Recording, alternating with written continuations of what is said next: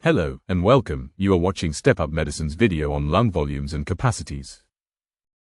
You breathe all day, every day. But how much air are you actually moving? And how do we measure it?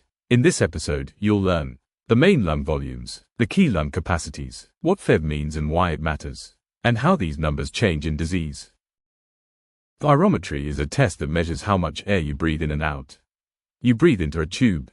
The machine records the volume and speed of air movement. It gives us lung volumes and capacities. It also tells us about airflow, especially forced breathing. There are four main lung volumes. PAC-E, tidal volume. This is the air you breathe in and out at rest. It's about 500 milliliters. Inspiratory reserve volume. This is the extra air you can inhale after a normal breath in. Expiratory reserve volume. This is the extra air you can exhale after a normal breath out. Residual volume. This is the air left in your lungs after full exhalation. You cannot blow this out. And spirometry cannot measure it.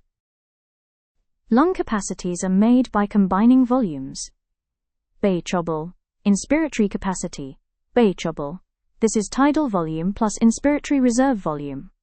It's the total amount you can inhale. Functional residual capacity.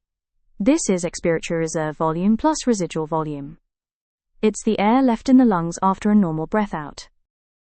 Vital capacity. This is the total air you can move, from full inhale to full exhale. It includes tidal volume, inspiratory reserve, and expiratory reserve. Total lung capacity. Monente, BES is everything. Tidal volume, IRV, ERV, and residual volume. It's the total volume your lungs can hold. Let's add a key spirometry measurement. That stands for forced expiratory volume in 1 second. It's how much air you can blow out in the first second of a forced breath. FVC stands for forced vital capacity. It's the total amount you blow out after a full, deep breath in. The FEV over FVC ratio helps us tell if there's obstruction.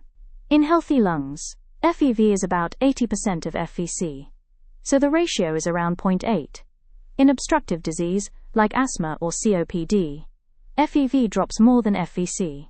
So the ratio goes down, usually below 70%. In restrictive disease, both FEV and FVC are reduced, but the ratio stays normal, or even increases. Let's connect everything to disease. MET, obstructive lung disease, makes it hard to exhale. BT, exqualteos, air gets trapped. Residual volume and total lung capacity may go up. FEV drops. The FEV over FVC ratio goes down. Restrictive lung disease makes it hard to inhale. Lung volumes go down. TLC and VC are reduced. But the FEV over FVC ratio is often normal. Quick tip. Obstructive equals trouble getting air out. Restrictive equals trouble getting air in. Let's review. Lung volumes include tidal volume, inspiratory reserve, expiratory reserve, and residual volume. Capacities are combinations, like vital capacity and total lung capacity. Spirometry measures most of these, but not residual volume. FEV tells us how fast we can exhale, and the FEV over FVC ratio helps diagnose obstructive versus restrictive patterns. Here is a quick quiz question to test your knowledge. Which lung volume cannot be measured with spirometry? A. Tidal volume. B. Residual volume. C. Inspiratory reserve volume. D. Expiratory reserve volume.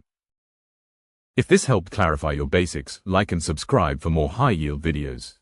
Up next, the mechanics of breathing. Thanks for watching, and keep stepping up your knowledge.